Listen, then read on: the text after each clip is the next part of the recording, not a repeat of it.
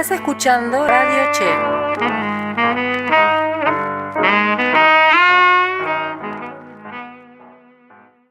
Grosso modo, porque obviamente por cuestiones de tiempo no podríamos hacer, digamos, una cosa un poco más profunda. El siglo pasado para Colombia empieza con una guerra llamada la Guerra de los 1000 días,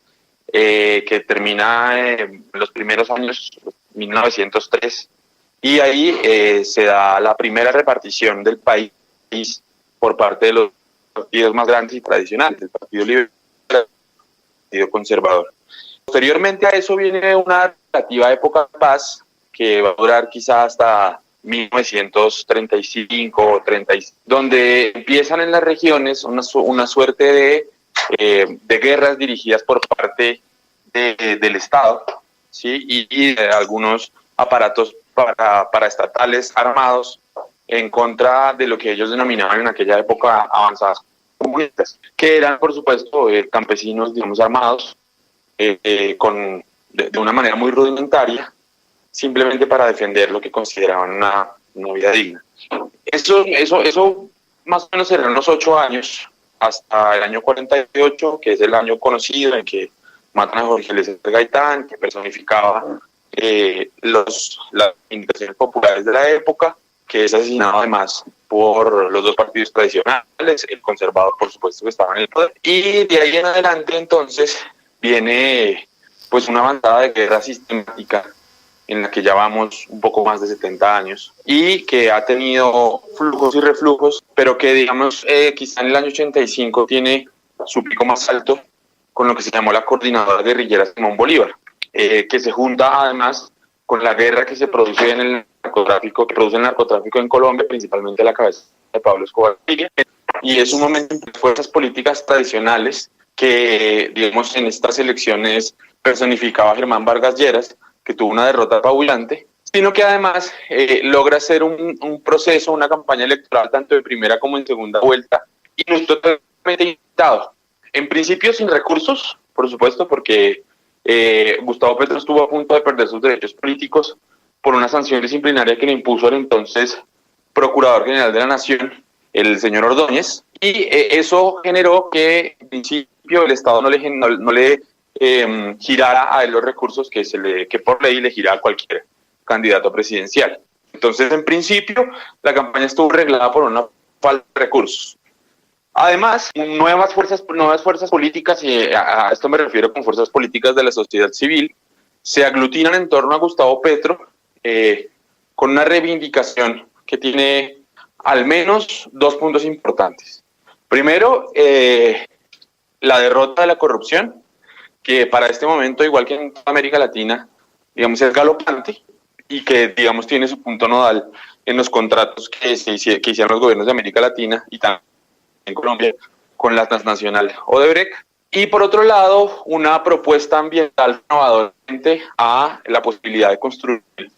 recursos basados en energías limpias que salieran de la matriz de explotación minero-energética y que permitieran, digamos, una solidez en términos fiscales para las arcas del país. Obviamente, el problema de la primera vuelta es que en términos de egos principalmente, Sergio Fajardo aglutinó una parte más de centro, constituida quizá por una clase media alta, y por otro lado, que digamos tiene problemas con la personalidad y con la persona de Gustavo Petro. Y por otro lado, Gustavo Petro, digamos, encarnando quizá a las clases media, baja y populares, y a la periferia del país, digamos, a las zonas históricamente excluidas. El litoral pacífico, todos los valles amazónicos, el suroccidente del país. Esta división causa que se genere el balotaje, que justamente fue ayer, y la otra gran victoria es que justamente en el balotaje el caudal electoral de Gustavo Petro se incrementa en casi un 70%,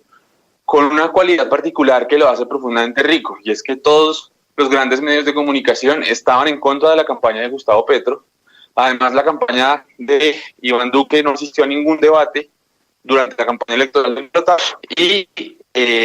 digamos, esas digamos que se comprende como la gran victoria de la campaña electoral de Gustavo Petro. Bueno, lo que hay que decir es que al menos desde el año 98 venimos con una avanzada que constituye el entonces presidente Andrés Pastrana Arango, que es el que fragua el Plan Colombia, que es, digamos,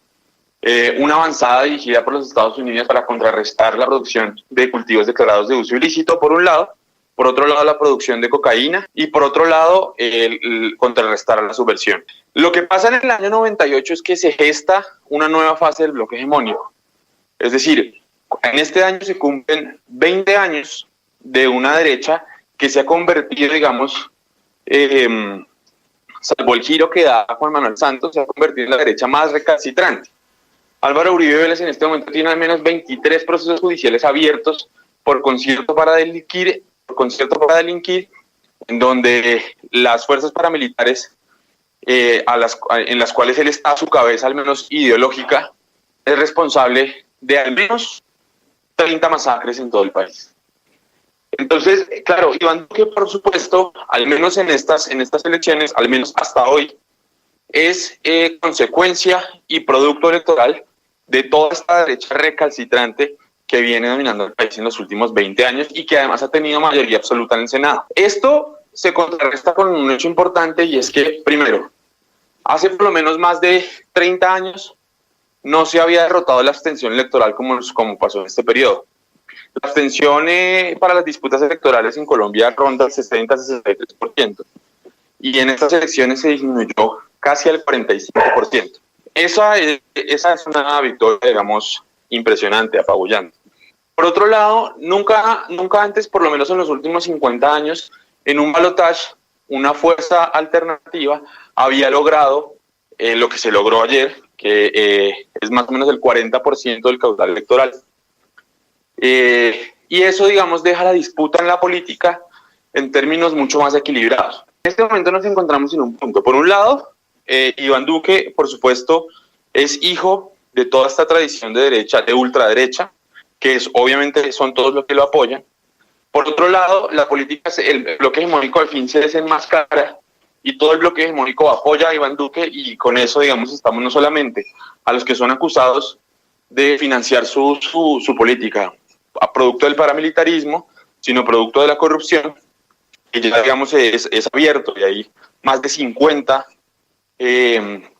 investigaciones jurídicas abiertas al respecto. Eso por un lado, pero por otro lado se abre la necesidad política de entablar un cierto consenso, porque resulta que sobre las huestes de Colombia Humana y de todas las fuerzas políticas que apoyaron a Gustavo Petro en el balotaje, que no es solo Gustavo Petro, hay que decirlo, todo eso, digamos, contiene el 40% del caudal electoral, que en términos de política se tiene que configurar en un nuevo consenso, si se quiere, pues, es decir, eso es lo que se espera, porque de lo contrario, lo único que podríamos esperar, si no hay consenso, es la profundización del conflicto, lo que implicaría la derrota y la destrucción del acuerdo de paz, aún en ciernes y en construcción con las FARC. Y por supuesto, el que viene, digamos, ya acordándose en camino con el Ejército de Liberación Nacional.